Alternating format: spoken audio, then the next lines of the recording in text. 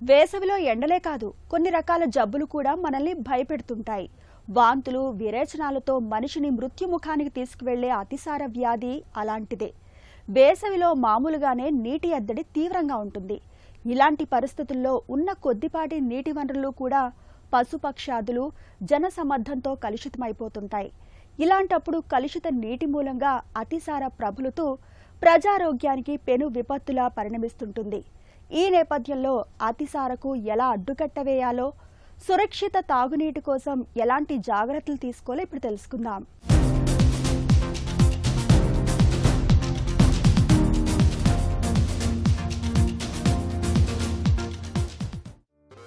వాంతులు, విరేచనాలు ఈ రెండు పెద్దగా భయపెట్టే జబ్బుల్లాగా కనిపించకపోవచ్చు. కానీ ప్రపంచవ్యాప్తంగా ఏటా 100 కోట్ల డయేరియా కేసులు నమోదవుతున్నాయని, అందులో 20 లక్షల మంది కేవలం వాంతులు, విరేచనాల మూలంగా చనిపోతున్నారని తెలిస్తే వాంతులు, విరేచనాలు ఎంత ప్రమాదకరమైనవో అర్థం చేసుకోవచ్చు. వాంతులు, విరేచనాలు కలగలిసిన జబ్బుని డాక్టర్లు అతిసార వ్యాధి అని కూడా పిలుస్తారు. కలుషిత వ్యర్థాలు, పారిశుద్ధ్యలేమి మూలంగా సాల్మొనెల్లా టైపీ, విబ్రియో కలరా, ఇకోలై, హెపటైటిస్ వంటి వ్యాధికారకాలు తాగునీటిలోకి చేరిపోవడం, ఆ కలుషిత నీటిని తాగడం మూలంగా అతిసార వంటి ప్రాణాంతక విపత్తులు వచ్చి పడుతున్నాయి. ప్రస్తుతము సమ్మర్ సీజన్లో ఉన్నాం. సమ్మర్ కారణంగా ఈ అతిసార వ్యాధి అనేది చాలా ఎక్కువగా అనిపిస్తుంది. డయేరియా, అది కూడా ఎక్స్ట్రీమ్స్ ఆఫ్ ఏజ్లో లయబిలిటీ ఎక్కువ ఉంటుంది, ప్రివలెన్స్ ఎక్కువగా ఉంటుంది. మరి అతిసార వ్యాధి అంటే ఏంటని చూస్తే వాటరీ స్టూల్స్, గుర్తుపెట్టుకోండి, పల్చంగా నీళ్ళ రూపంలో వచ్చే మోషన్, అలా అయినే దాన్ని డయేరియా అంటారు. రోజులో 3కి మించి కానీ ఇలాంటి స్టూల్స్ పాస్ అయితే దీన్ని బై డెఫినేషన్ లూజ్ స్టూల్స్ కింద కన్సిడర్ చేస్తారు. సమ్మర్లో ఎందుకు డయేరియా ఎక్కువ ఉంటుంది అని చూస్తే, ఒకటి స్కేర్సిటీ ఆఫ్ వాటర్, 2 సమ్మర్ అనగానే మనందరం కూడా చేసేది చల్లటి పానీయాలు తాగే విధంగా, లేకపోతే ఫ్రూట్స్ తినే విధంగా చూసుకుంటాం.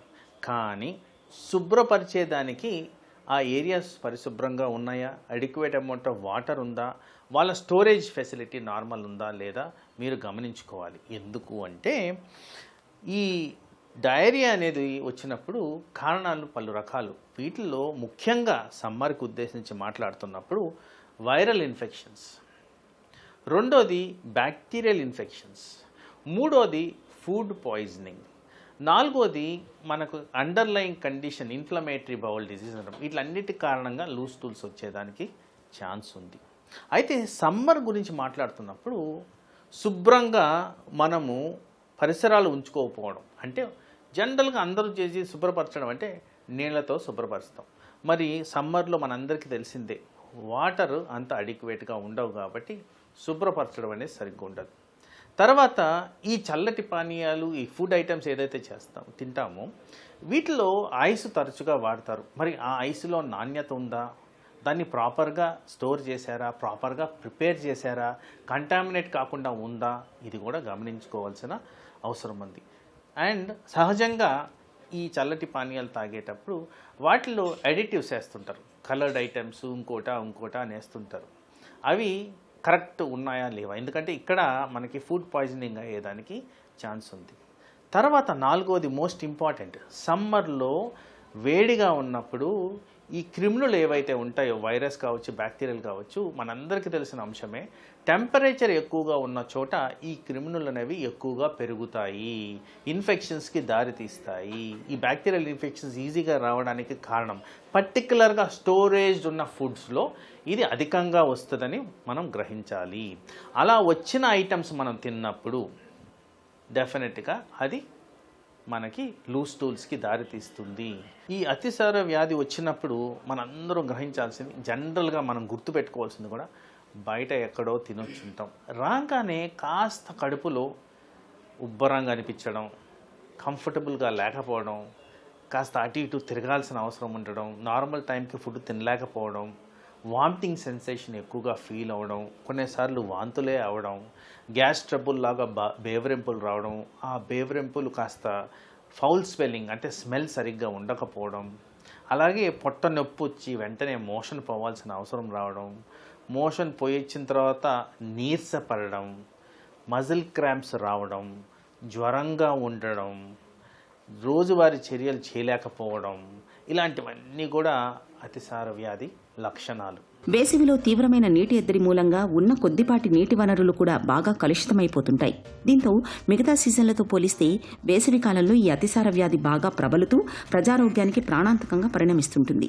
అతిసార బారిన పడ్డప్పుడు నీళ్ల విరేచనాలు ఒక పట్టాన తగ్గవు. ఫలితంగా శరీరంలోని నీరు, లవణాలు బాగా తగ్గిపోతాయి.